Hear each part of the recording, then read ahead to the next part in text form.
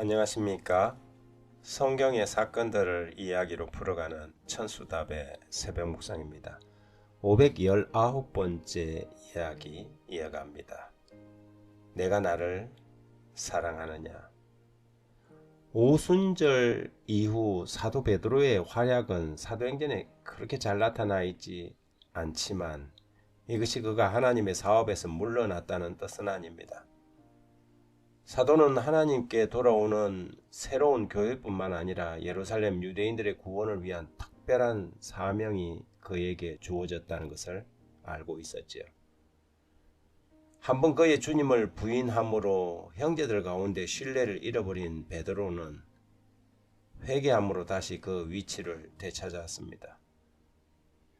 그를 다시 신임한다는 확정을 주실 때 주님은 그에게 단 한 가지의 질문을 던졌습니다.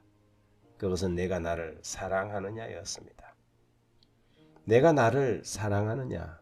이 질문은 모든 주님의 일꾼들에게 그리고 주님의 양떼를 먹이고자 하는 목사들에게 하시는 주님의 필수적인 질문입니다. 지식이나 자비심, 웅변력과 열심을 가졌다 하더라도 그 마음 가운데 그리스도에 대한 사랑이 없다면 그의 사업은 절대 성공을 거둘 수 없습니다. 그리스도에 대한 사랑의 부족은 모든 다른 자격을 갖추었다 하더라도 절대적인 부족으로 드러나게 되겠죠.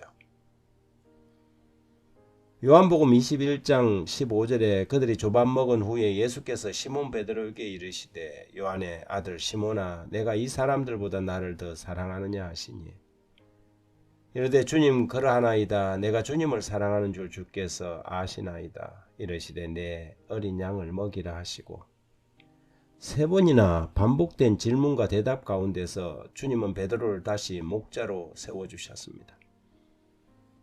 그러나 그가 실수하기 이전처럼 다른 형제들보다 더 나은 지위나 자격을 준 것은 결코 아니었지요. 그가 초대 교황이라느니 수석 제자라니 하는 그런 말은 성경이 지지하는 주장이 아닙니다. 예수님은 오히려 제자들에게 너희 중에 그렇지 않을지니 너희 중에 누구든지 크고자 하는 자는 너희를 섬기는 자가 될 것이라고 말씀하셨지요. 그날 이후 베드로가 형제들을 위해 굴림을 했거나 회의를 주도했다는 어떤 증거도 성경은 보이지 않습니다. 이 충실한 하나님의 종은 이후 부지런히 주님의 일터를 다니며 교회를 섬기고 새로운 영혼들을 만났습니다. 사마리아에 내려가서 말씀을 전했고 루따에 가서 다비다를 살렸으며 고넬료의 가족들을 주님께 인도했습니다.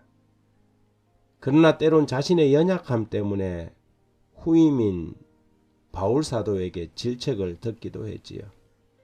갈라디아 2장 11절에 보면 게바가 안디옥에 이르렀을 때 책망받을 일이 있기로 내가 그를 대면하여 책망하였노라. 이렇듯 그는 무죄함을 주장하는 교황이 아니요 형제들과 같이 된 하나님의 일꾼이요 종이었을 뿐입니다. 그는 진심으로 예수님을 사랑했고 마지막 죽는 순간까지 내가 나를 사랑하느냐던 주님의 질문에 충실한 봉사와 섬김의 삶으로 대답했지요. 그는 성도들에게 편지하기를 하나님의 은혜가 결국 자신을 구원했다는 것을 각인시켰습니다.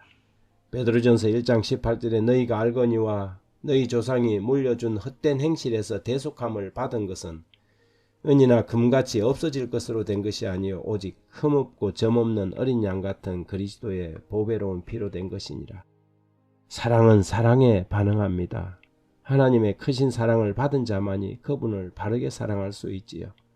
사랑을 구걸한다고 얻어지는 것이 아니라 사랑함으로 사랑은 일깨워지는 것입니다. 베드로는 자신을 정말 사랑하셨던 그분의 선생님이요 구주이신 예수님을 정말 사랑하는 종이 되었습니다. 그분과 그분의 사업을 위하여 목숨을 바칠 만큼 말이지요. 하나님 아버지 주님을 사랑합니다. 사랑하고 싶습니다. 주님의 사랑에 젖어들게 해주십시오. 주님의 그 사랑에 감동되어 어떤 사랑도 침범치 못하도록 주님의 사랑에 매어 사는 사랑의 노예 되게 해주십시오. 예수님의 이름으로 기도드립니다. 아멘.